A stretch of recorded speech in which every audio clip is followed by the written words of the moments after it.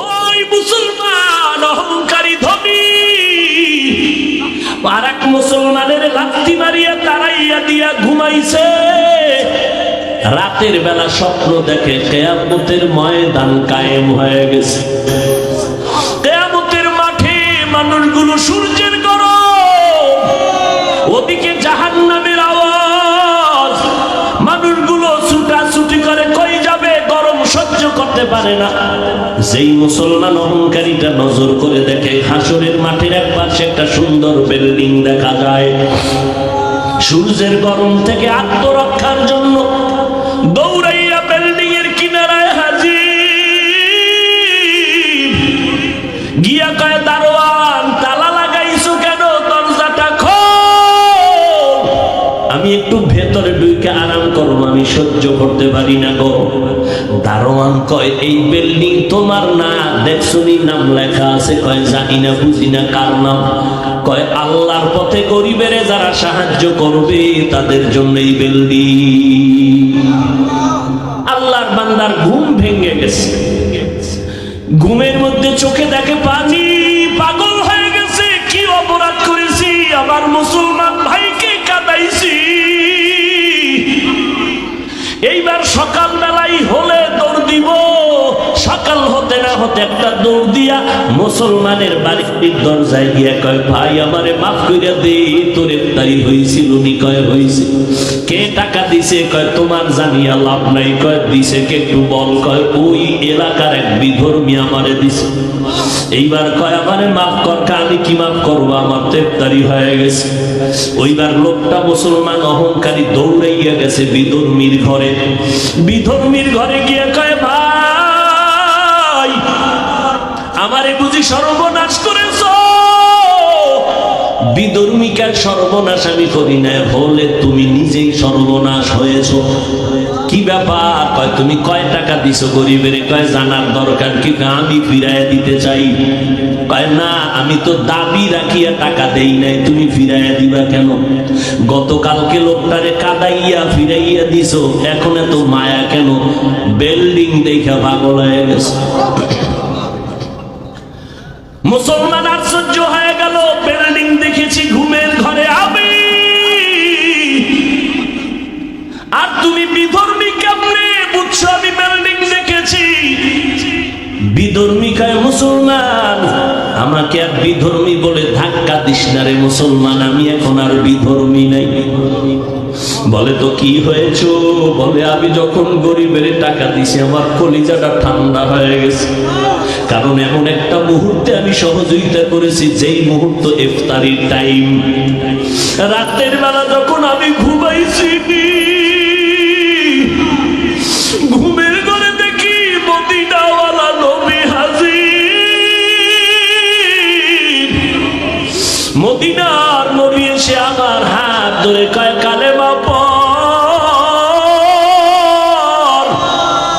আমারে মায়ার মদিনার নবী এসে কালেমা পড়ায় দিয়েছে। আমি সজাগ হইয়া দেখি আমার জবানে কালেমা চলতেছে, আর আমাকে দেখাইছে তোর জন্য জান্নাতে বিল্ডিং। ও মদিনার নবীর আশিকের দল, একটু বালিশে মাথা লাগাইয়া চিন্তা করিও। মুসলমান হইয়া মুসলমানের বুকে লাগাইতে পারলা না, এত হিংসা কেন? নবীর আদর্শ কোথায় গেল? তুমি উম্মত কোথায় গেল? ও নবীর আশিকের দল, এখন পর্যন্ত আশিক দাবি করতেছো, আমার মনে হয় তুমি এখন পর্যন্ত নবীকেই চিনতে পারো না। ইয়া ইলাহি मुझसे मुझको दूर कर, ताके देखो मुझ में तुझको एक नजर। या इलाही तू मेरा माबूद है, या इलाही तू मेरा माशूक है। আল্লাহ বলেন, ও দুনিয়ার মানুষ, রবের সাথে যাদের মোলাকাত করার তামান্না অন্তরে জাগবে তাদের জন্য করণীয় নেক আমল। তবে সাবধান, আমলের মধ্যে যেন শিরকের গন্ধ না পাওয়া যায়। আমলের মাধ্যমে বান্দার সাথে আল্লাহ পরিবার সম্পর্ক তৈরি হয়। আর এই আমলটা কিছু আছে মূল, আবার কিছু আমল আছে অভাব। সরকারি চাকরিজীবী চাকরি করে বা কোনো বেসরকারি কোম্পানিতে চাকরিজীবী চাকরি করে, ডিউটি 8 ঘন্টা, বেতন কত বলে 10,000। কর্মচারীরা 8 ঘন্টা ডিউটি করে চলে যায়, কিন্তু একটা গরিব ব্যক্তি 10,000 টাকায় তার সংসার চলে না, ঘর ভাড়া চলে না, সন্তান খানা পায় না। 8 ঘন্টা ডিউটির পরে বান্দা আরো সময় দিয়ে ওভার ডিউটি করে। হঠাৎ একদিন মালিকের নজর পড়ে গেছে, ডাক দিয়ে কয়, বাবা এদিকে শুনে যাও, তোমার বাড়ি কই, কি অবস্থা, সব হাল জানলো।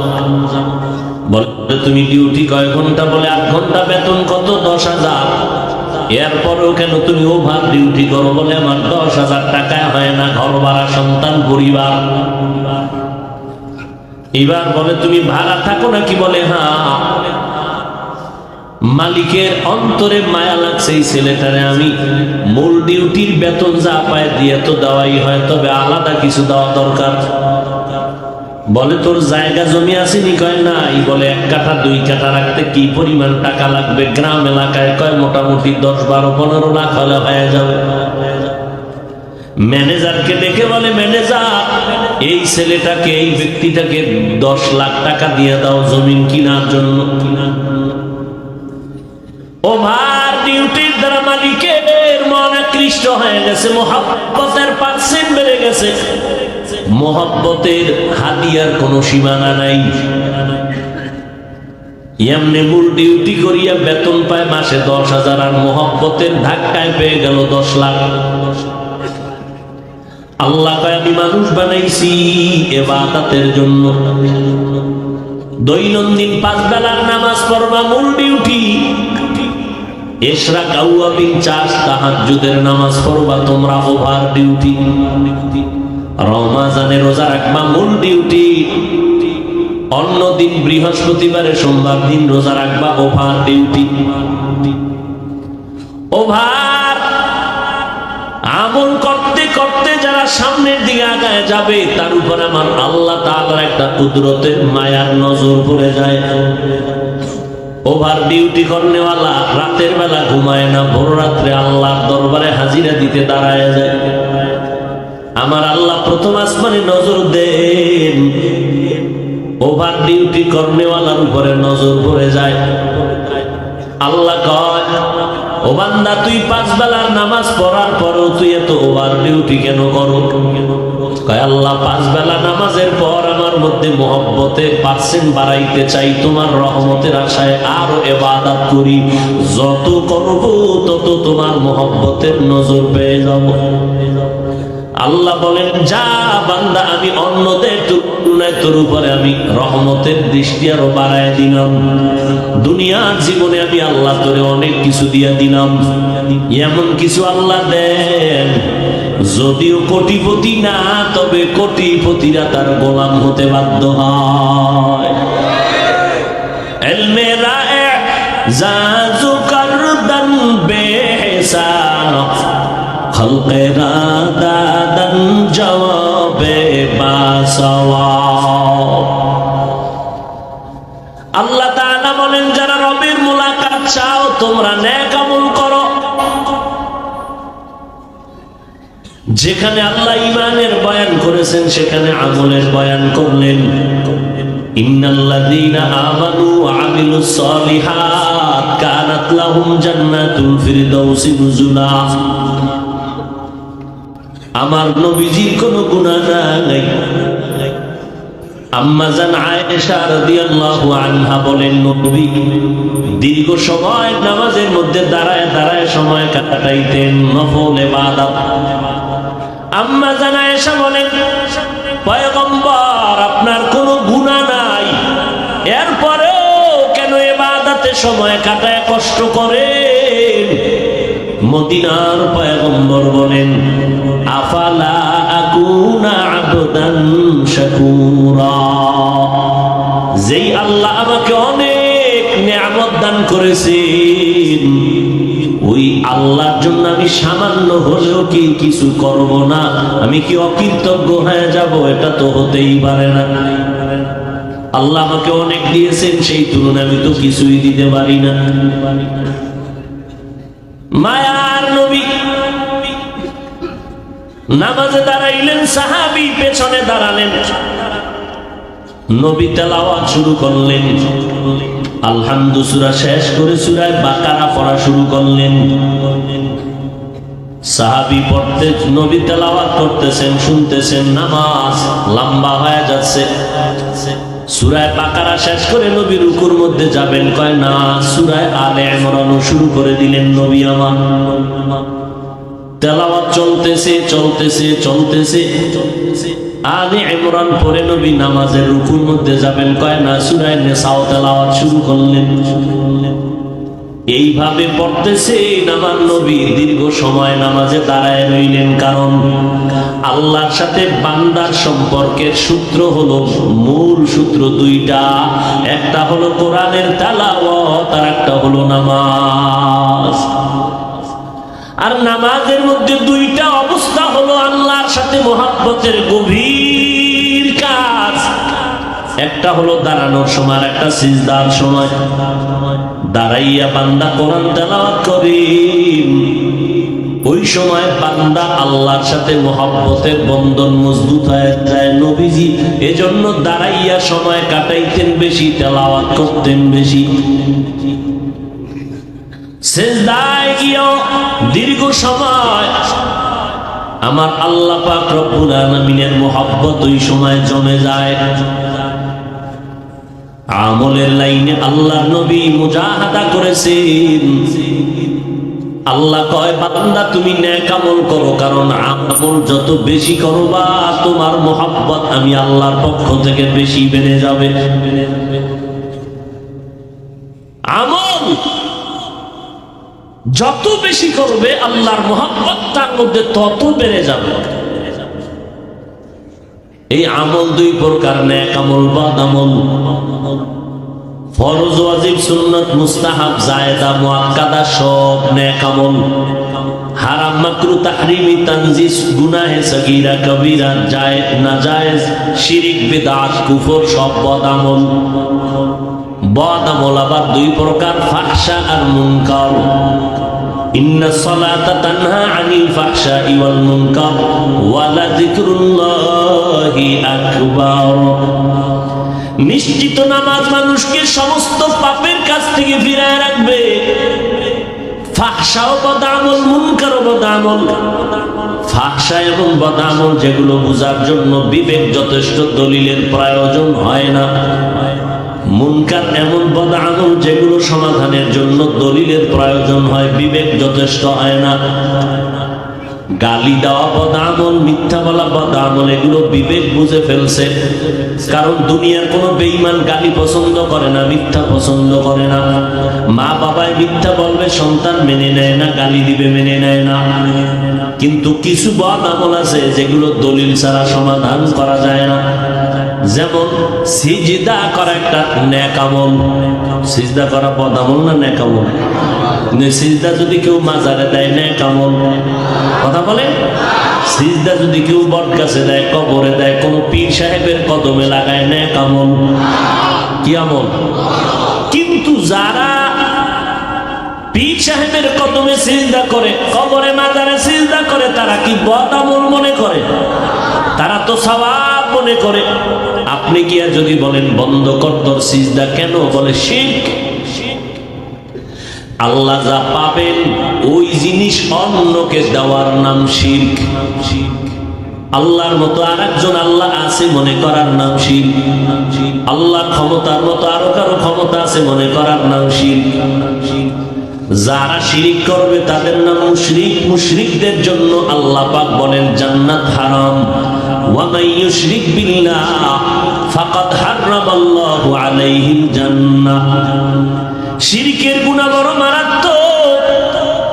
আপনি যখন বললেন এই মাজারে সিজদা দেনওয়ালা শিরিক করে ফেলেছো, সে বলবে তুমি যে বললাম আমি শিরক করলাম, দলিল দাও। আপনি দলিল দিলেন ইবাদতের সিজদা আল্লাহ ছাড়া অন্যকে দেওয়া হারাম। আপনার দলিল শুনে বলে থাম, দলিল আঙ্গদারও আছে কি? বলে আমরা যে পীরের কদমে বা মাজারে সিজদা দেই, এটা ইবাদতের জন্য দেই না, সম্মানের জন্য দেই। সম্মান। এবার আপনি বলবেন তুমি যে সম্মানের দলিল দিলা, বললা দলিল পেশ করো, বলে নাও দলিল নাও। আল্লাহর দরবারে ফেরেশতাদেরকে আল্লাহ হুকুম করলেন উসজুদু লিয়া আদম, আদমের তোমরা সিজদা করো তাজিমান। সব ফেরেশতারা আদমরে সিজদা করলো সম্মানের জন্য। আবার মিশরের জমিনে ইউসুফ নবীর কদমে 11 ভাই মা বাবা মিলিয়া সম্মানের সিজদা করলো। এবার আমার মতো মোল্লা তো ঠান্ডা হয়ে গেছে দলিল শুনে। আদম নবীর সিজদা করছে সম্মানের, তো পিসা করে করলে অসুবিধা কি? অসুবিধা কি? এই আরেক জ্বালা। এখন ভালো আলেম যদি হয় তাকে ডেকে বলবে দিগায় তুমি যে দলিল দিয়েছো ফেরেশতারা আদমরে সিজদা করেছে, ইউসুফ নবীর 11 ভাই সম্মানের সিজদা করেছে, একটু আমাকে জবাব দাও, তুমি আদম নবীর উম্মত নাকি ইউসুফ নবীর উম্মত? অবশ্যই বলবে আমি মুহাম্মদের উম্মত। এবার শুনে নাও, সম্মান বুঝি না, ইবাদত বুঝি না, যে কোনো ভাবেই হোক আল্লাহ ছাড়া কপাল দিয়ে অন্যকে সিজদা দেওয়া মুহাম্মদী শরীয়তে হারাম। এইবার তোর আকলকে ধলাই কর, একটু বল আশিকে রাসূল আমার নবী মুহাম্মদের থেকে বড় পীর সাহেব জমিনে কেউ আসেনি? বড় মুহাদ্দিস, বড় মুফাসসির নাই? দ্বিতীয় প্রশ্ন জবাব দাও, জমিনের মধ্যে মাজারের অভাব নাই? মাজার আর মাজার, সিলেটে যাবেন মাজার, চট্টগ্রাম মাজার, বিভিন্ন মাজারে লেখা আছে পাগড়িওয়ালা জুতা চোর থেকে সাবধান। এত মাজার, চোরও বেশি, লেখা আছে পাগড়িওয়ালা জুতা চোর থেকে সাবধান। মাজার বলো চট্টগ্রামের মানুষ, আমার মদিনার নবীর মাজার শরীফ থেকে দামি মাজার কোনটা বলো? বুঝা শুনে বললেন কেন? আজমিরের মাজার, খাজা মঈনুদ্দিনের মাজার, নিজামুদ্দিন আউলিয়ার মাজার, শাহ মাখদুমের মাজার, শাহ আমানতের মাজার, ইব্রাহিম নবীর মাজার। আমরা প্রথম কথা একমত হয়ে গেলাম আমার নবীর মতো বড় কোনো পীর গোটা দুনিয়াতে। সবাই একমত? 2 নাম্বার কথায় আমরা একমত হয়ে গেলাম জমিনের মধ্যে আমার নবীজির মাজার মোবারক থেকে দামি কোনো মাজার নাই। বলেন এই জমিনে দরবার শরীফ আছে না নাই? মদিনার দরবার থেকে দামি দরবার কোনটা? নাই। বুঝে শুনে বলছেন তো? আমার নবীর মদিনার দরবার থেকে দামি কোনো দরবার জমিনে নাই। এই 3টা কথা একমত হইয়া এবার বলো আমার নবীর মাজার, আমার নবীর দরবারের মধ্যে কি পরিমাণ সিজদা চলে? মাজারে সিজদা দিলে যদি আল্লাহ খুশি হয় তাহলে শ্রেষ্ঠ মাজার আমার নবীর মাজার, সেখানে প্রথম সিজদাটা দাও, তারপরে অন্যকে দাও। মাজারে মোমবাতি জ্বালাইলে যদি আল্লাহ খুশি হয়, বড় একটা মোমবাতি জ্বালাইয়া বানাইয়া বিমান ভাড়া করে মদিনার রওজায় গিয়া আগে মোমটা জ্বালাও। মাজার দরবারে গরু কাটবা, উট কাটবা, দুম্বা কাটবা, যদি বরকত মনে করো তাহলে মদিনার দরবারে আগে দুম্বা কেটে খাওয়াও। জাতি বলো মদিনার নবীর দরবারে আর মাজারে সিজদা চলেনি, মোমবাতি জ্বলেনি। দুনিয়ার মাজারে আর আল্লাহর নবীর মাজারে আর দরবার শরীফে যা কিছু চলে না, সিজদা চলে না, মাজারে মোমবাতি জ্বলে না। নবীর মাজারে নবীর দরবারে যা চলবে না, দুনিয়ার অন্য কোন দরবারে আর মাজারেও তা চলতে দেওয়া হবে না। এটা কি নবীর বিরুদ্ধে বললাম? আল্লাহ হেদায়েত দান করুন। বড় আফসোস, মানুষ নফসের গোলামি হয়ে গেছে, দাবি করে আশিকে রাসূল। ভাইরা আমার, রাহমাতুল লিল আলামিন, কেমন রহমতের নবী আমার। আল্লাহ পাক রব্বুল আলামিন বলেন, ও দুনিয়ার মানুষ, রবের সাথে যদি মোলাকাত করতে চাও তো নেক আমলের মাধ্যমে তুমি অগ্রসর হও, তবে সাবধান, শিরকের গুনাহে লিপ্ত হবা না। আর আল্লাহর দরবারে আমলটা আমলের মতো করবা, যে আমলটা আল্লাহর কাছে গ্রহণযোগ্য হয়। আল্লাহর দরবারে আমলটা গ্রহণ হওয়ার জন্য একটা লাগবে প্রতিরোধক, আর একটা থাকতে হবে প্রতিষেধক। 100% প্রতিষেধক লাগবে, না হয় আমল কবুল হবে না। 100% প্রতিষেধকের নাম হলো ইখলাস, আর প্রতিরোধকের নাম হলো শিরিক। আল্লাহর কাছে আমলটা কবুল হওয়ার জন্য বান্দা ইখলাস থাকতে হবে, শিরিকের গন্ধ থাকা যাবে না। অল্প আমল যদি করো নাজাতের জন্য যথেষ্ট হবে, যদি খালিসান লিওয়াজহিল্লাহি তাআলা, আমার আমল আমার কাজ যদি একমাত্র আল্লাহর জন্যই হয়। সব আমল কার জন্য? আল্লাহর জন্য, মানে আল্লাহর সন্তুষ্টির জন্য। আমার আমল দ্বারা কে খুশি হবেন? আল্লাহ। আর আল্লাহ বান্দার আমলের দ্বারা তখনই খুশি হবেন যে আমলটা রসুলের তরিকায় হয়। কার তরিকায়? পৃথিবীর আর কারো তরিকা মানা যাবে না, একমাত্র মদিনার নবীর তরিকায় বান্দা আমল করো। মদিনাওয়ালা নবীর তরিকা এত সুন্দর, জমিনের মধ্যে যত আদর্শ আর তরিকা সবগুলো নাপাক, একমাত্র মদিনাওয়ালা নবীর তরিকাই হলো আদর্শ, হলো পাক। দুনিয়ার মানুষের আদর্শ নাপাক কেন? কয় মানুষটাই নাপাক, জিহ্বা নাপাক, অন্তর নাপাক, দিমাগ নাপাক। মদিনার নবীর আদর্শ কেন পাক? কারণ আমার নবী পাক। কেমন পাক আমার নবী? 63 বছর হায়াতে আমার নবী জিন্দেগিতে ভুলেও একটা মিথ্যা কথা বলেন নাই। এমন একজন নেতার নাম কও যে জীবনে মিথ্যা কথা বলে নাই। জীবন নি ঘুমের থেকে ওইটা নেতারে ফোন দিলাম, টাকা লাগবে 20,000, কই আছেন? মোবাইল কানে লাগায় ঘরে বয়ে, আমি জমিনের উপরে নাই। জাকাত মিছা কথা বলে দিল, দিনের বেলা মোবাইলটা কানে লাগায়া। এই মোবাইলের দ্বারা কি পরিমাণ মিথ্যা কথা চর্চা হয় তার কোনো সীমানা নাই। এর এলাকার মুসলমান ওর যুবক, কেমন একজন নবী পাইলি চিনলি না রে যুবক? আম্মা জান আয়েশা রাদিয়াল্লাহু আনহা বলেন, নবীজির ঘাম থেকে মিশকের ঘ্রাণ বোতলের মধ্যে ভরে রাখতাম, আর আমরা বড় বড় অনুষ্ঠানে ওই নবীর ঘাম মোবারক আতর হিসাবে ব্যবহার করতাম। কেমন মায়ার নবী আমার, যেই নবীর জন্য আসমান জমিন গ্রহ নক্ষত্র সব পাগল পাড়া হয়ে গেল। আমার নবীর চেহারা মোবারকের দিকে কেউ যদি নজর দেয়, দীর্ঘ কয়েকদিনের উপবাসের ব্যক্তির পেটের ক্ষুধা নিবারণ হয়ে যায়।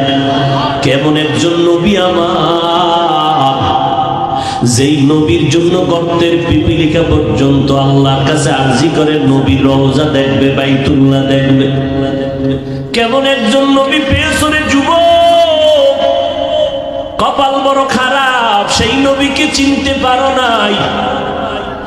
আজকে আমি তোমার পায়ে হাত রেখে রেখে, না ঘুম আছে না খানা আছে, দিন নাই রাত নাই, 12টা মাস দৌড়াইয়া দৌড়াইয়া তোমাদের পায়ে ধরে ধরে এই কথা বলি না যে 5 কল্লি মাথায় দাও। 5 কল্লি মাথায় না দিলে গুনাহ হবে, এই কথা তো জীবনেও বলি নাই। কওমি মাদ্রাসায় না পড়লে গুনাহ হবে বলি নাই। লম্বা জামানা পড়লে তুমি জাহান্নামে যাইবা বলি নাই। দেওবন্দীদের কাছে না গেলে গুনাহ হবে একবারও বলি নাই রে বাবা। তাবলিগে না গেলে, নানুপুর চরমনাই কোনো পীরের কাছে না গেলে তুমি জাহান্নামে যাইবা, তাও বলি নাই। সারাটা দেশ ঘুরে ঘুরে বিনয়ের সাথে বয়ান করি, মনে হয় যেন তোমার টাকার কেনা গোলাম। এতটা মাথা নত কইরা বয়ান করি, একটা উঁচু কণ্ঠে আওয়াজ দেই না, বেদ্যুবি হবে, মনে কষ্ট যাবে। এরপরেও দুই একটা কথায় কষ্ট লাগে কিনা বারবার ক্ষমা চাই, মোনাজাত আল্লাহর কাছে ক্ষমা চাই।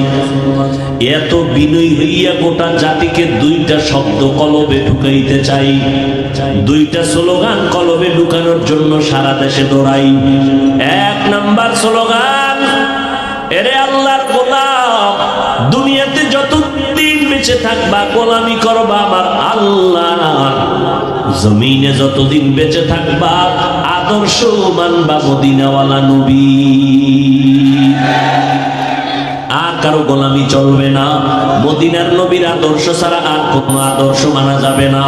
দুনিয়ার মানুষ আদর্শ বানাইয়া মানুষের সামনে বিক্রি করে দেয়, আবার কয়েক বছর পরে সংশোধনী লাগবে, আগের আদর্শ ভালো না, নতুন আপডেট করা লাগবে। কিন্তু মদিনার নবীর আদর্শ এত পারফেক্ট এবং পাওয়ারফুল, কিয়ামত পর্যন্ত যদি নবীর আদর্শ মানতে পারো, খোদার কসম বিনা হিসাবে আল্লাহ জান্নাত দিবেন, দুনিয়ায় শান্তি দিবেন। আমার নবী চ্যালেঞ্জ করে গেছেন, তারাকতু ফীকুম আমরাইন লান তাদিল্লু মা তামাসসাকতুম বিহিমা কিতাবাল্লাহি ওয়া সুন্নাত রাসূলি। আল্লাহর কোরআন আর মদিনার আদর্শের সুন্নাত যদি ধরে রাখতে পারো, জীবনে তোমার ঈমান ধ্বংস হবে না, তোমার ইজ্জত নষ্ট হবে না। এই বর্তমান দুনিয়াতে খোদার কসম করে বলি, যার কাছে মদিনার সুন্নাত যেই পরিমাণ আছে, ওই বান্দা বান্দি ওই পরিমাণ সম্মান আর শান্তিতে আছে। তুকু যাও সুন্নতে আহমদ কো যা বা মুহাম্মদ কাবুত নিসবত তোরা মান আহাব্বা সুন্নতি কওলে রাসূল মজদায়ে কানা মাই হাম কুন কবুল।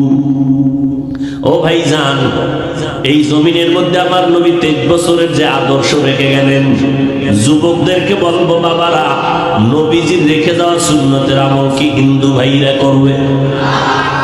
খ্রিস্টানেরা করবে? নবীর আদর্শের আমল কি ইহুদিরা করবে? না, কখনোই করবে না। নবীর আদর্শ মতো ওরা দাড়ি রাখবে না, নবীর আদর্শের দাড়িটা হিন্দু বিধর্মীরা রাখবে না, নবীর আদর্শ মতো টুপি তারা পরবে না, নবীর আদর্শ মতো পোশাক তারা পরবে না। নবীর সুন্নাত অনুযায়ী নবীর আদর্শ মতো এই জমিনে মেনে চলবে কারা? মুসলমান। আপনারাও মুসলমান দাবি করেন, অথচ চুলের দিয়ে তাকাইলে মদিনার ঘেরান পাওয়া যায় না, চেহারার দিয়ে তাকাইলে মদিনার আদর্শের ঘেরান পাওয়া যায় না। ও নবীর আশিকের দল, আমার নবীর আদর্শ কি চুল কাটার মধ্যে নাই? তাহলে নবীর আদর্শ জবাই করে বেঈমানের পা চাটা গোলামি কেন করো? অথচ আমার নবী কেমন দামি, শত শত লক্ষ বেঈমানেরা ১৫০০ বছর পর আমার নবীর আদর্শ দেখছে, নবীরে দেখে নাই। নবীর আদর্শ দেখি আজকে কালেমাওয়ালা মুসলমান হয়ে গেছি। ও গো নবীর উম্মতেরা,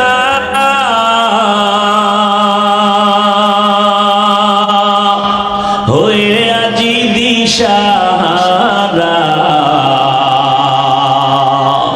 কোরআন হাদিসের চলো যখন যাহা চায় মনে, নবী বিনে কে দাঁড়াবে পুলসিরাত মিজানে, নবী বিনে কে দাঁড়াবে পুলসিরাত মিজানে।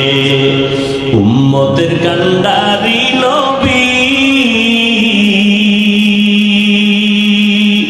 কাঁদছেন উম্মতের লাগি, এখনো কাঁদেন নবীজি শুয়ে মদিনার পানে, নবী বিনে কে দাঁড়াবে পুলসিরাত মিজানে, নবী বিনে কে দাঁড়াবে পুলসিরাত মিজানে। এরে নবীর আশিক উম্মতের দল, আমার নবীর আদর্শ মানলে তোমার শান্তি কোনো নাই। আমরা যারা নবীর তরিকা মতো দাঁড়িয়ে রাখলাম, টুপি পরি, পর্দা করি, হালাল খাই, আলহামদুলিল্লাহ আমাদের সম্মান তো মোটেও কমে নাই। এরপরও আমার যুবক ভাইজানদেরকে একটু প্রশ্ন করি, আপনারা যারা নবীর তরিকা বাদ দিয়ে চলতেছেন, বলেন আমাদের থেকে আপনারা কি পরিমাণ শান্তি আর সম্মানে আছেন? আমি তো চ্যালেঞ্জ দিয়া বলবো, আমরা যারা নবীর তরিকা মতো চলি, আমাদের মতো সম্মানে শান্তিতে জমিনে আর কেউ নাই।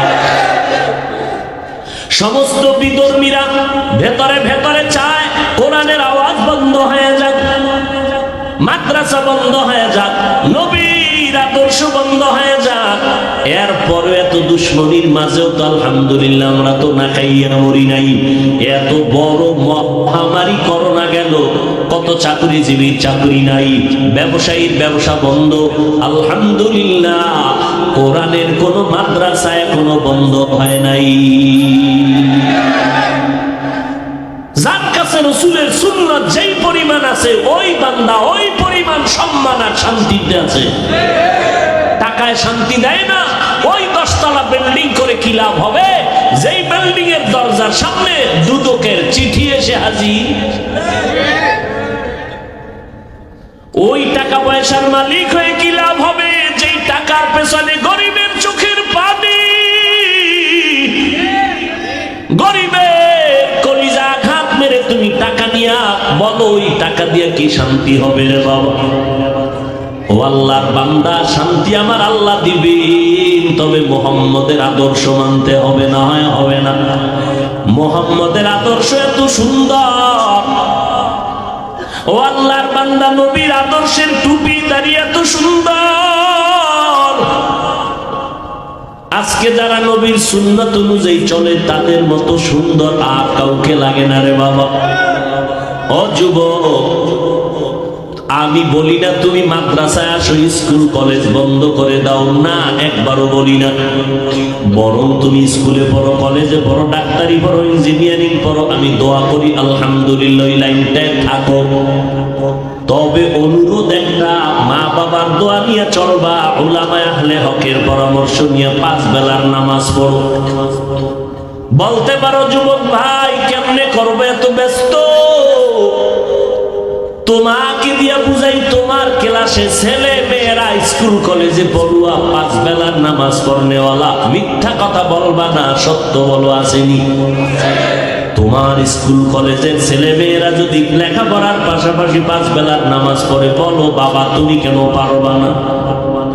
তোমার আমার মতো যুবক রাস্তায় গাড়ি চালায়, ড্রাইভারি করে, আজান হয়ে গেল গাড়ি বন্ধ করে যাত্রী সহ মসজিদে গিয়ে নামাজ আদায় করে, অভাব নাই, বলো বাবা তুমি কেন পারবা না? এরে নবীর উম্মতের দল, আমার মায়ার নবীর আদর্শ এখনো তুমি অর্জন করতে পারলা না। হাসরের ময়দানে নবীর দরবারে কেমনে দাঁড়াইবা? ও পর্দার আড়ালের আম্মা জানেরা, আপনারা নবীদের মা, সাহাবায়ে কেরামের মা, আউলিয়ায়ে কেরামের মা, হাফেজে কোরআনের মা, আপনারা আয়েশা রাদিয়াল্লাহু আনহার মতো নারী, ফাতেমা রাদিয়াল্লাহু আনহার মতো নারী, খাদিজা রাদিয়াল্লাহু আনহার মতো নারী, ইসলাম আর মুহাম্মদ এত পরিমাণ নারীর মর্যাদা ইজ্জত দান করেছে, দুনিয়ার কোন ধর্মে নারীর মর্যাদা দিতে পারে নাই। কিয়ামতের দিন জান্নাতের 8টা দরওয়াজা খোলা, 4 জন নারীকে ডাকবে, আসো। জান্নাতের 4টা দরজা, 8টা দরজা খোলা হবে, 4 জন নারীকে বারবার 8টা দরজা দিয়া ডাকবে, আসো ভেতরে তোমার মেহমান খানা তৈয়ার। ওই 4 জন নারীকে ডাকা হবে, হিসাব লাগবে না, বিনা হিসাবে ঢুকে যাও। এর মধ্যে একজন নারী খাদিজা রাদিয়াল্লাহু আনহা। এরে পর্দার আড়ালের আম্মা জান, কিয়ামতের দিন আমার আল্লাহ যদি বলে দাঁড়াও, এমন একজন ব্যক্তি দাঁড়াও, আমি আল্লাহ দেখব যেই ব্যক্তিটা আমার মুহাম্মদের হাতে প্রথম কালেমার দাওয়াত কবুল করেছে। কে করেছো? দাঁড়াও, হাসরের ময়দানে আমি আল্লাহ কোটি মানুষের সামনে পরিচয় করাবো। দুনিয়ার কোনো পুরুষ দাঁড়াতে পারবে না। একজন নারী দাঁড়ায় বলবে আমি দাওয়াত কবুল করেছি মুহাম্মদের হাতে প্রথম, আমি সেই খাদিজা পয়গম্বরের বিবি। আল্লাহ যদি বলে নবীর হাতে কালেমাওয়ালা কোন মুসলমান আমার নবীর আদর্শের দিন জমিনে বাস্তবায়ন করতে গিয়ে বেঈমানের মোকাবেলায় শাহাদাত বরণ করেছো, রক্ত দিয়ে দিন জিন্দা করছো, শহীদের দরজায় কোন ব্যক্তি প্রথম জীবনটা বিলায় দিছ আমার মুহাম্মাদের দিন কায়েমের জন্য? দুনিয়ার কোন পুরুষ দাঁড়াতে পারবে না, একজন নারী দাঁড়ায় যাবেন। সুমাইয়া রাদিয়াল্লাহু আনহা বলবে আল্লাহ মুহাম্মাদের দিনকে জিন্দা রাখার জন্য আমি প্রথম আমার জীবনটা বেঈমানের মোকাবেলায় যুদ্ধের ময়দানে বিলায় দিয়েছি। এরে পর্দার আম্মা জান, মনটা কি চায় না একজন আদর্শ সন্তানের মা হয়ে কবরে যাবে? আপনার সন্তানকে ডাক্তার বানান, আলহামদুলিল্লাহ। আপনার সন্তান ইঞ্জিনিয়ার হবে, আলহামদুলিল্লাহ। আপনার সন্তান একজন প্রফেসর হবে, আলহামদুলিল্লাহ। ও আম্মা জানেরা, আপনার সন্তানটাকে আপনি ডাক্তার ইঞ্জিনিয়ার বানাইয়েন, তবে অনুরোধ বেয়াদব বানাইবেন না। আপনার সন্তানের ব্যবহারে যেন আলেম ওলামারা কষ্ট না পায়, আপনার সন্তানের আচরণে যেন এলাকার কোনো মুরব্বীরা কষ্ট না পায়, আপনার সন্তানের ব্যবহারে যেন অন্য সন্তান কষ্ট না পায়। আম্মা জান ইমাম গজালি রাহমাতুল্লাহি আলাইহি বলেন, প্রত্যেকটা সন্তানের জন্য মা হলো প্রাথমিক শিক্ষিকা। কারণ একটা সন্তান মা বাবার তুলনায় মায়ের কাছে সময় দেয় বেশি, সন্তান মাকে ফলো করে চলে বেশি। এই জন্য বাবার তুলনায় মাকে আদর্শবান হতে হবে বেশি। এরে আম্মা জান, অমুক ডিসি সাহেবের ব্যবহার ভালো, ওসি সাহেবের ব্যবহার ভালো, অমুক ওসি সাহেব এসপি সাহেবের ব্যবহার ভালো, চেয়ারম্যান সাহেবের ব্যবহার ভালো। খোদার কসম যত ভালো ভালো বলতেছেন সব ভালোর পেছনে মায়ের অবদান আর কারণ। মদিনাতুল মুনাওয়ারা থেকে কালেমার দাওয়াত নিয়ে ভারতের জমিন হিন্দুস্তানে আসলেন খাজা মঈনুদ্দিন আজমিরি রহমতুল্লাহি আলাইহি। কালেমার দাওয়াত দিতে দিতে লক্ষ লক্ষ বিধর্মী তার হাতে মুসলমান হতে লাগলো।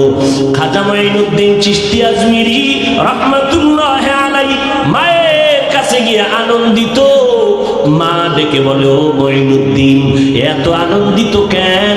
বলে, আম্মা জান আজকে এই ভারতবর্ষে কালেমার দাওয়াত দেওয়ার কারণে বহু লক্ষ লক্ষ বিধর্মী আমার হাতে কালেমা পড়েছে। আম্মা জান বলে, খাজা মঈনুদ্দিন এই বাহাদুরি তোমার না, আমি মায়ের অবদান। মঈনুদ্দিন বলে, আম্মা জান কি আপনার অবদান? খাজা মঈনুদ্দিনের মা ডেকে বলে, সন্তান তুই আমার গর্বে যেদিন আসরে বাবা, আমি মা রাতের বেলা ঘুমাই নাই, সিজদায় পড়ে মালিকের কাছে দোয়া করেছি, আল্লাহ আমার সন্তানকে তুমি কুতুবুল আলম বানায় দিও। দুনিয়াতে আসার পরে আমি মা তোকে যতদিন দুগ্ধ পান করাইছি একটা ফোঁটা দুধ বিনা অজুতে তোর মুখে দেই নাই। এরে আম্মা জান, ওই মায়ের দোয়া, ওই মায়ের আদর্শ নিয়া ও যুবক সামনে আগাও। মায়ের দোয়া ছাড়াই চেয়ারে বসতে পারি নাই রে যুবক। ওই মা বাবার চোখের পানি আর দোয়ার কারণে আল্লাহ এত সম্মান দান করেছে। ওই মা বাবার দোয়ার কারণে তুমি মাওলানা, তুমি মুফতি, তুমি মুহাদ্দিস, তুমি শাইখুল হাদিস, তুমি একজন ইঞ্জিনিয়ার, বড় ডাক্তার, বড় সম্মানের চেয়ার পেয়েছো। পরীক্ষায় ভালো নাম্বার পেয়েছো, পেছনে তোমার মায়ের কান্নাওয়ালা দোয়া। ওই মায়ের দোয়া ছাড়া সামনে রাস্তা অগ্রসর হওয়া যাবে না। অতএব স্কুল কলেজে যারাই পড়ে যুবক, এখন থেকেই তৈরি হইয়া যাও রে বাবা, নবীর তরিকার উপরে চলবা, মা বাবার দোয়া নিয়ে সামনে আগাবা। আমার মায়ার নবীর আদর্শ এত সুন্দর, জমিনের মধ্যে নবীর আদর্শের মতো সুন্দর আদর্শ নাই। লক্ষ লক্ষ বিধর্মীরা নবীর আদর্শের পাগল।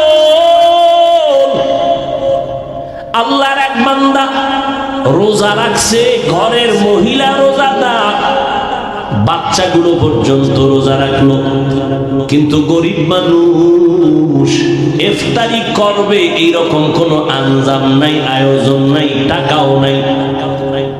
হঠাৎ করে বিকাল বেলা ইফতারির আগ মুহূর্ত টাইম, আল্লাহর বান্দা পেরেশান হয়ে গেল। আমি আর আমার স্ত্রী একটু পানি দিয়েও তো ইফতারি করতে পারবো, কিন্তু আমার সন্তানগুলোর মুখে কিছু খানা না দিলে তো লজ্জায় আমরা মরে যাব।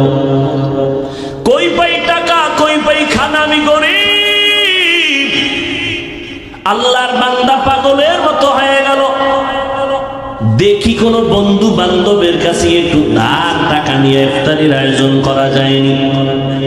আল্লাহর বান্দা ঘর থেকে বের হইয়া একটু বাড়ির পাশে একটা মুসলমানের ঘরে গেল, টাকাওয়ালা মুসলমান।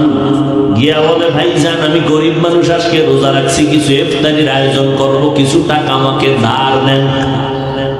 মুসলমান ধমক দিয়ে বলে, তোমাকে আমি টাকা ধার দিব না। অহংকারী হইয়া গরিবের তুচ্ছ তাচ্ছিল্য করে এখান থেকে তাড়ায় দিল। আল্লাহর বান্দা চোখের পানি বুঝতে বুঝতে বের হয়ে গেল। রাস্তা দিয়ে হাঁটে, ও মালিক তুমি ছাড়া আমার কেউ নাই। ইফতারির সময় আমার বাচ্চাদের মুখে কেমনে আমি হাসি ফুটাবো? এই সন্তানেরা, ওই মা বাবার ঋণ জীবনটা দিয়েও দিলে আদায় করতে পারবা না, যেই পরিমাণ কষ্ট মা বাবা করেছে। আল্লাহর বান্দা চোখের পানি মুছতেছে আর রাস্তা দিয়ে হাঁটতেছে, কোথায় যাবে নিরুপায়। আমার মালিকের কুদরত, হঠাৎ করে দেখে বিপরীত দিক থেকে একটা লোক আসতেছে। লোকটা আসলে মুসলমান না, বিধর্মী।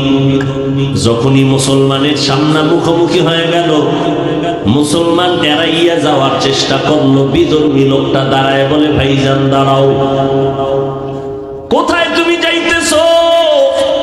হঠাৎ করে নজর করে দেখে মুসলমানের চোখে কোথায় পানি টলমল করে।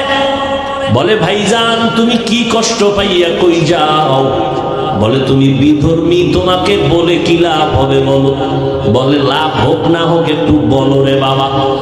মুসলমান বলে, ভাই আমার ঘরে সব রোজাদার, ইফতারির কোন আয়োজন নাই, আমি গরিব।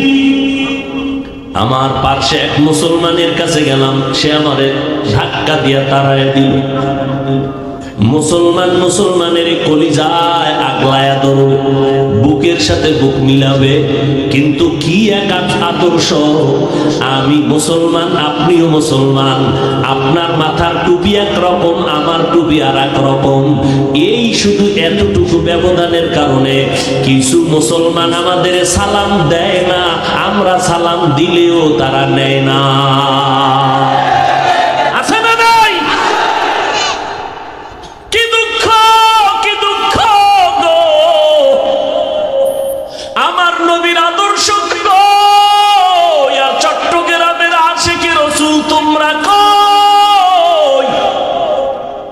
মাত্র 13টা বছরে মক্কার ভেতরে দ্বীনের আওয়াজ। নবী জীবনে গালি দেয় না। আমার নবীর সুন্দর ব্যবহারে বেঈমানেরা দলে দলে মুসলমান হয়ে গেছে। ও নবীর আশিকের দল, তুমি কি চাও না তুমি একা জান্নাতে যাবা, নাকি আমাদেরও নিয়ে যাইবা? আমার নবী কাঁদতে কাঁদতে জীবনটা শেষ করলেন, উম্মত যেন জাহান্নামে না যায়। আম্মা জান আয়েশা বলেন, আমি একদিন দেখি আমার রুমের ভিতরে বসে নবীজি গুনগুন গুনগুন করে কান্না করে। আমি আয়েশা ভয় পেয়ে গেলাম, নবী বেয়াদবি হয়েছে নাকি, কেন কাঁদেন? মায়ার নবী বলে, না আয়েশা তুমি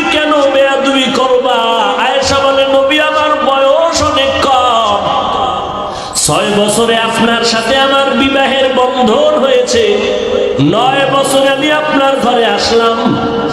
আমার এই বয়সে ভুল হতে পারে, এই জন্য না জানি কোনো কষ্ট পায় না রে আয়েশা। নবী তাহলে আপনি কেন কাঁদেন?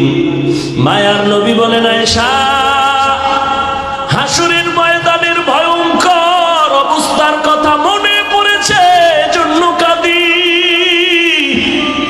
আমার উম্মতের কি উপায় হবে সেই হাসরের দিন, যেই হাসরের ময়দানে সূর্যের গরমে মাথার মগজগুলো টাস টাস করে ফেটে যাবে। ওই সময় আমার আল্লাহ রাগান্বিত হয়ে বলবেন, লিমানিল মুলকুল ইয়াউম লিল্লাহিল ওয়াহিদিল কাহ্হার। আমার আল্লাহ রাগান্বিত আওয়াজ, যে হাসরের ময়দানটা থরথর করে কেঁপে উঠবে। অন্যদিকে জাহান্নামের আওয়াজ, জাহান্নাম বলবে, আল্লাহ কই, গুনাহগার গুলো কই, আমার পেটে দাও। ও আয়েশা, ওই সময় মানুষগুলো দাঁড়াবে সব উলঙ্গ,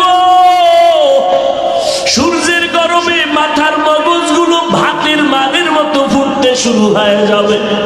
পায়খানার রাস্তা দিয়ে পেটের নাড়িভুড়িগুলো পড়তে থাকবে, কান্নার কোনো শেষ হবে না। কেমন ভয়ঙ্কর অবস্থা হলে নবীদের কোনো গুনাহ নাই, তারাও নাফসি নাফসি বলে কাঁদবেন। মুসা নবী কাঁদবেন, আল্লাহ আমাকে বাঁচাও, সহ্য করতে পারি না হাসরের ময়দানের গরম। ঈসা নবী কাঁদবেন, আল্লাহ আমাকে বাঁচাও। ইব্রাহিম নবী কান্না করবেন, আমাকে বাঁচাও। আম্মা জান আয়েশা বলেন, নবী তখন আপনি কি করবেন? আপনি তো দু জাহানের সরদার।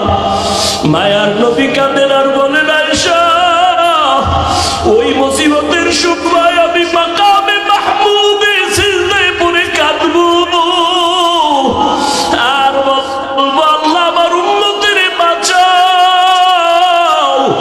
আমার একটা উম্মত যেন জাহান্নামে না যায়, আমি মদিনার নবী জান্নাতে যাব না। উম্মতের বাঁচাও বাঁচাও। আমি নবী উম্মতের জন্য কান্না করব। ও চট্টগ্রামের আশিকে রাসূলের দল, তোমার আদর্শ, মদিনার নবীর মুহাব্বতের আদর্শ কই? একটা মানুষের গালি দেওয়ার গুণটা পাইলা রে বাবা, সালাম দেওয়ার গুণটা কি অর্জন করতে পারলা না? একটা বান্দাকে লাথি মারিয়া তাড়াইয়া দেওয়ার গুণটা অর্জন করেছো, বুকে লাগাবার গুণটা কি অর্জন করতে পারলা না? যেই লোকটা বুঝে না তারে হাতে পায়ে ধইরা বুঝাবা, এটাই তো নবীর আদর্শ। যেই লোকটা দাড়ি রাখে না তাকে তুমি দাড়িওয়ালা বানানোর জন্য তুমি পকেটের টাকা ব্যয় করিয়া মায়ার আদর দিয়া বুঝাইবা, এটাই তো নবীর আদর্শ। বলো বাবা, তুমি কোন নবীর দরবারে গিয়া গালাগালি শিখছো? বলো রে বাবা। আজকে তুমি ভাগ করতেছো, আমি এক দল করি, তুমি আর এক দল করো। অথচ চিন্তা করে দেখছো নি রে বাবা? যুবকের একটু ভালো করিয়া শুনিয়া রাখ রে বাবা, যদি ভুল বলি বল, আমি তোর কাছে কানে ধইরা তওবা করে ক্ষমা চাইব। হিন্দুদের ধর্ম আলাদা, আদর্শ আলাদা। ইহুদির ধর্ম আলাদা, আদর্শ আলাদা। খ্রিস্টানের ধর্ম আলাদা, আদর্শ আলাদা। বৌদ্ধদের ধর্ম আলাদা, আদর্শ আলাদা। এইবার একটু জবাব দাও, মুসলমানের ধর্ম কি এক না আলাদা? তুমি তাবলীগ, তুমি চরমনাই কেউ, দেওবন্দি কেউ, এই দুনিয়ার মধ্যে যে যেই লাইনে চলো, ও বাবা তুমি দাঁড়াইয়া নবীরে সালাম দাও, কেউ বসে সালাম দাও, যে যেই লাইনে আসো। বলো বাবা, তুমি মুসলমান কিনা? যদি বলো হ্যাঁ, তাহলে তুমি আলাদা কেন পাঠ করতেছো? তোমার আল্লাহ আমার আল্লাহ এক, তোমার নবী আমার নবী এক, তোমার কোরআন আমার কোরআন এক, তোমার ধর্ম আমার ধর্ম এক, তুমি আমি দুনিয়াতে আসছিও এক, তোমার কাবা আমার কাবা এক। দুনিয়া থেকে যেদিন বিদায় হয়ে যাব সিস্টেমও হবে এক। তোমার আমার তিনটা কাপড় হবে, কালার হবে এক। কে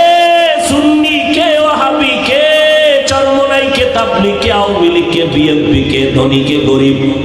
কাফনের ভিতরে ঢুকলে আর খবর হবে না, লেখাও থাকবে না কে কোন দলের লোক। তিনটা সাদা কাফন, জানাজার সিস্টেম হবে এক, কবরের সাইজও হবে এক।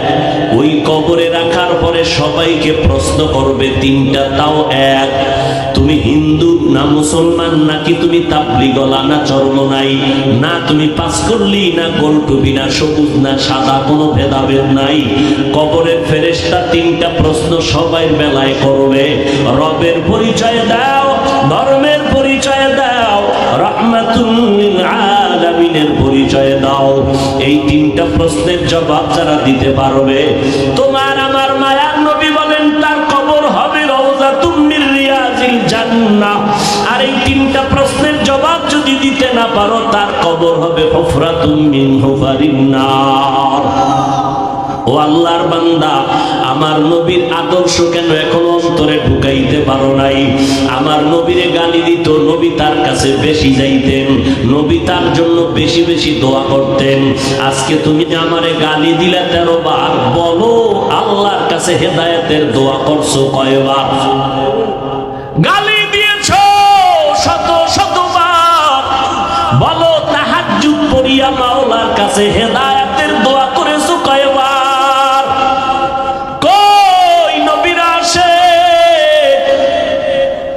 তোমার মতো বান্দা নামাজ বাদ দিয়া, দাড়ি বাদ দিয়া, পর্দা বাদ দিয়া যদি মাওলার নবীর সুপারিশ পাও, তাহলে দাড়ি কামানেওয়ালাদের আর অপরাধটা কি হবে?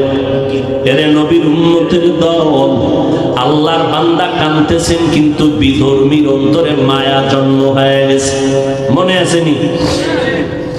বিধর্মীর অন্তরে মায়া দেখে বলে তোমার জাতি ভাই মুসলমান তোমাকে তাড়াইয়া দিছে, বলে হ্যাঁ।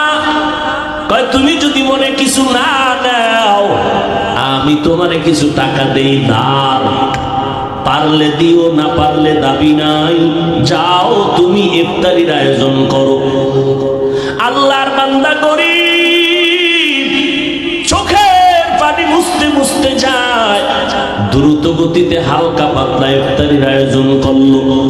বিধর্মী টাকা দিল, ওই টাকা নিয়া ইফতারি সামনে নিয়ে দোয়া কবুলের সময় সন্তানগুলো নিয়ে, স্ত্রীকে নিয়ে আল্লাহর বান্দা গরিব মানুষ হাত উঁচু করে আল্লাহর কাছে কান্না করে, আল্লাহ বিধর্মী লোকটা আমাকে ইফতারির আয়োজনের টাকা দিল, ধার আমি দিতে পারবো কিনা জানি না, এখন ওই লোকটার জন্য একটু দোয়া করতে মনে চায়। ও আল্লাহ, বিধর্মী লোকটার জন্য কি দোয়া করব জানি না, মাওলা আমি মূর্খ মানুষ, দোয়া করি তুমি কুদরতের হাতে তার সিনায় ইমানের নূরের বাতি জ্বালায়া দাও। আল্লাহর বান্দা এই দোয়া করিয়া ইফতারি করলো। এরপরে রাতের বেলা আরামে ঘুমায় গেল, মাওলার কুদরত শুরু হয়ে গেল। বান্দার চোখের পানি বৃথা যাইতে পারে না। ওই মুসলমান অহংকারী ধনী আর এক মুসলমানের লাথি মারিয়া তাড়াইয়া দিয়া ঘুমাইছে। রাতের বেলা স্বপ্ন দেখে কিয়ামতের ময়দান কায়েম হয়ে গেছে। কিয়ামতের মাঠে মানুষগুলো সূর্যের গরম, ওদিকে জাহান্নামের আওয়াজ, মানুষগুলো ছুটাছুটি করে, কই যাবে, গরম সহ্য করতে পারে না। যেই মুসলমান অহংকারীটা নজর করে দেখে হাসরের মাঠের এক পাশে একটা সুন্দর বিল্ডিং দেখা যায়। সূর্যের গরম থেকে আত্মরক্ষার জন্য দৌড়াইয়া বিল্ডিং এর কিনারায় হাজির, গিয়া কয় দারোয়ান তালা লাগাইছো কেন, দরজাটা খোল, আমি একটু ভেতরে ঢুকে আরাম করব, আমি সহ্য করতে পারি না গো। দারোয়ান কয় এই বিল্ডিং তোমার না, দেখছনি নাম লেখা আছে? কয় জানি না, বুঝি না কার নাম। কয় আল্লাহর পথে গরিবের যারা সাহায্য করবে তাদের জন্য এই বিল্ডিং। আল্লাহর বান্দার ঘুম ভেঙে গেছে, ঘুমের মধ্যে চোখে দেখে পানি, পাগল হয়ে গেছে। কি অপরাধ করেছি, আমার মুসলমান ভাইকে কাঁদাইছি। এইবার সকাল বেলায় হলে দৌড় দিব, সকাল হতে না হতে একটা দৌড় দিয়া মুসলমানের বাড়ির দরজায় গিয়া কয় ভাই আমারে মাফ কইরা দে, তোর ইফতারি হইছিল নি? কয় হইছে।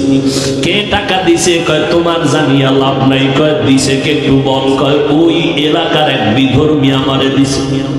এইবার কয় আমারে মাফ কর। আমি কি মাফ করবো, আমার তো ইফতারি হয়ে গেছে। ওইবার লোকটা মুসলমান অহংকারী দৌড়াইয়া গেছে বিধর্মীর ঘরে।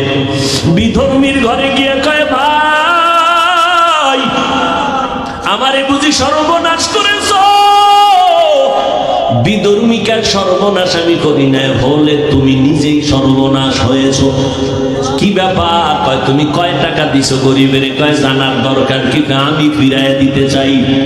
কয় না, আমি তো দাবি রাখিয়া টাকা দেই নাই, তুমি ফিরাইয়া দিবা কেন? গতকালকে লোকটারে কাদাইয়া ফিরাইয়া দিছো, এখন এত মায়া কেন? বিল্ডিং দেখা পাগল হয়ে গেছে। মুসলমান আশ্চর্য হয়ে গেল, বিল্ডিং দেখেছি ঘুমের ঘরে আমি, আর তুমি বিধর্মী কেমনে বুঝছো আমি বিল্ডিং দেখেছি? বিধর্মী কয় মুসলমান আমাকে আর বিধর্মী বলে ধাক্কা দিস না রে মুসলমান, আমি এখন আর বিধর্মী নাই। বলে তো কি হয়েছে? বলে আমি যখন গরিবের টাকা দিছি আমার কলিজাটা ঠান্ডা হয়ে গেছে, কারণ এমন একটা মুহূর্তে আমি সহযোগিতা করেছি যেই মুহূর্ত ইফতারির টাইম। রাতের বেলা যখন আমি ঘুমাইছি, ঘুমের ঘরে দেখি মদিনাওয়ালা নবী হাজির। মদিনার নবী এসে আমার হাত ধরে কয় কালেমা পড়। আমারে মায়ার মদিনার নবী এসে কালেমা পড়ায় দিয়েছে। আমি সজাগ হইয়া দেখি আমার জবানে কালেমা চলতেছে, আর আমাকে দেখাইছে তোর জন্য জান্নাতে বিল্ডিং। ও মদিনার নবীর আশিকের দল, একটু বালিশে মাথা লাগাইয়া চিন্তা করিও। মুসলমান হইয়া মুসলমানের বুকে লাগাইতে পারলা না, এত হিংসা কেন? নবীর আদর্শ কোথায় গেল? তুমি উম্মত কোথায় গেল? ও নবীর আশিকের দল, এখন পর্যন্ত আশিক দাবি করতেছো, আমার মনে হয় তুমি এখন পর্যন্ত নবীকেই চিনতে পারো নাই। এই জন্য অনুরোধ করে বলবো, উলামায়ে কেরামদের কাছে যাও, বাহাদুরি করিও না। ওই আলেমের কাছে যাইও যেই আলেমদের বয়ানে দিলটা নরম হয়, যেই আলেমের বয়ানে আমল বাড়ে, যেই আলেমের বয়ানে চোখে পানি আসে, যেই আলেমের কাছে গেলে মানুষ আমলওয়ালা হয়, তাদের কাছে বসো, তাদের বয়ান শুনিও। 2 ঘন্টা বয়ান শোনার দ্বারা যদি তোমার দিনের মধ্যে একটু পরিবর্তনের ছোঁয়া লাগতে পারে, তাহলে তুমি যদি দীর্ঘ বছর আলেমদের কাছে উঠা বসা করো, তোমার অন্তর কেন পরিবর্তন হবে না? অনুরোধ বিনয় অনুরোধ করে বলবো রে বাবা, আল্লাহর মোহাব্বত অন্তরে তৈরি করো, তওবা করো।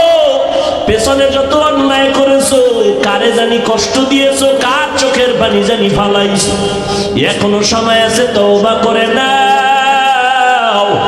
ওই অন্ধকার কবর বড় একার ঘর, ওই কবরে আমি বক্তা, আমি বাংলা না, কোনো প্রশ্ন করা হবে না।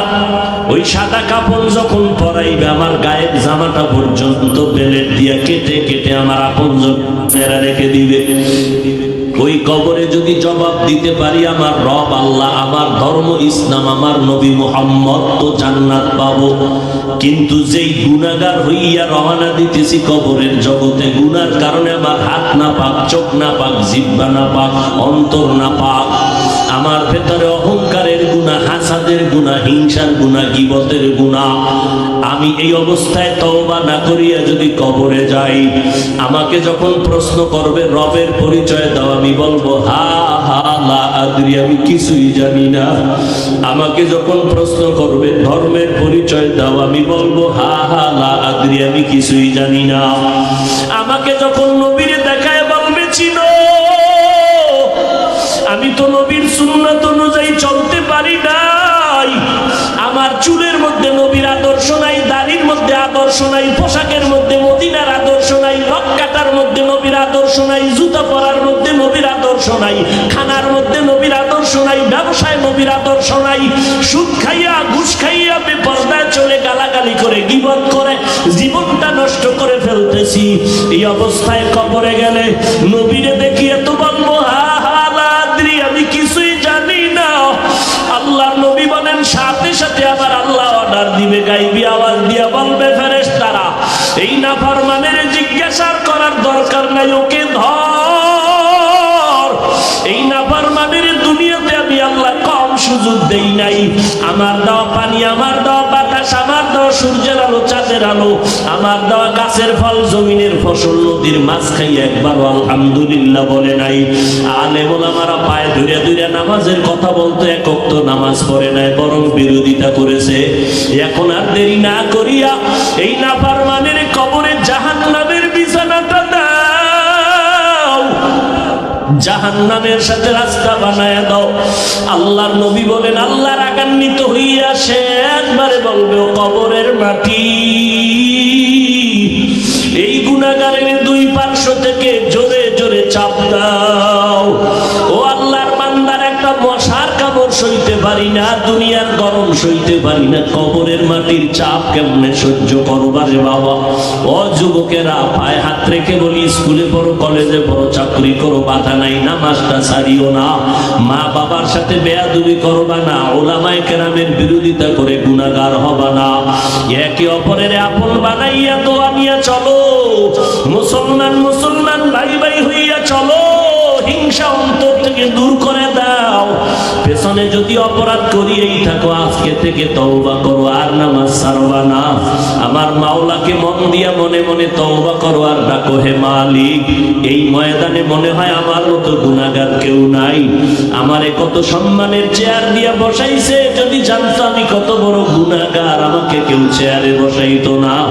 আমার মা, আমার বাবা, আমার স্ত্রী যদি জানতো আমি কত বড় অপরাধী, আমারে আর আপন বলে মোহাব্বত করতো না। আল্লাহ কয় আমি তোর গুনার খবর জানিয়াও তোর সম্মানের চেয়ার থেকে আমি ফালাইয়া দেই নাই। আমি জানার পরেও গুনার কারণে রাগ করিয়া পানি মাছ বন্ধ করি নাই, খানা বন্ধ করি নাই। ও আল্লাহর কাছে ক্ষমা চাও আর বলো হে দয়ার মালিক, এই ময়দানে তোমার কত আশিকেরা হাজির। আয় আল্লাহ মেহেরবানি করে জীবনে তওবার নিয়ত করলাম, আর গুনাহ করব না, বেপরদায় চলবো না, দাড়ি কাটবো না, মা বাবারে কষ্ট দিব না, ওলামায়ে কেরামের বিরোধিতা করব না, নবীর সুন্নাত অনুযায়ী চলবো, দাড়ি রাখবো, টুপি পরবো, নবীর আদর্শের পোশাক পরবো, নবীর সুন্নাত অনুযায়ী চলবো, আর নবীর সুন্নতের বিরুদ্ধে যাব না। তওবা করার যদি নিয়ত হয়, খাঁটি তওবার নিয়তে দুটো হাত আমার আল্লাহকে দেখায় দেই। আয় আল্লাহ হাতগুলো কবুল করে নেন, তওবা কবুল করে নেন, নবীজির সুন্নাতওয়ালা জিন্দেগি দান করেন, আমাদের তওবার উপরে মজবুত হইয়া চলার তৌফিক দান করেন, আমিন। ফামান কানা ইয়ারজু يعمل عملا صالحا ولا يشرك بعبادة ربه أحدا। আল্লাহ আমাদের সবাইকে কবুল করেন। নবীজির সুন্নাত মানবো তো যুবক ভাইরা, ইনশাআল্লাহ। পাঁচ ওয়াক্ত নামাজ পড়বো তো ইনশাআল্লাহ, হিংসা দূর করবো তো ইনশাআল্লাহ। সবাই মুসলমান মুসলমান ভাই হইয়া একে অপরকে দেখা হলেই সালাম দিব ইনশাআল্লাহ। আল্লাহ কবুল করেন। আমাদের মাথার মুকুট হাজারো লাখ আলেমের উস্তাদ, এই মাহফিলের মধ্যমণি সভাপতি আমার সেরে তাজ হযরতুল আল্লাহ মুফতি আজিজুল হক আল মাদানী দামাত বারাকাতুহুম। ঘরের সমস্যা ঘরওয়ালারা ভালো জানেন, কথা ঠিক না? এই এলাকার মানুষের কি সমস্যা হযরত ভালো জানবেন। আমরা আমিন আমিন বলবো, হযরত আমাদেরকে নিয়ে দোয়া করবেন ইনশাআল্লাহ। এতক্ষণ আলোচনা যা আপনারা শুনেছেন এর বরকত এখন দোয়ার মাধ্যমে, দোয়ায় নাই বরকত থেকে বঞ্চিত হয়ে যাবে। অতএব হযরত দোয়া করবেন, আমরা আমরা দোয়ায় শরীক হয়ে এরপর ইনশাআল্লাহ বিদায় নিব। আমি যে কথা বলেছি ভুল ত্রুটির জন্য ক্ষমা চেয়ে নিলাম। وآخر دعوانا الحمد لله رب العالمين سبحان الله وبحمده سبحانك اللهم وبحمدك أشهد أن لا إله إلا أنت أستغفرك وأتوب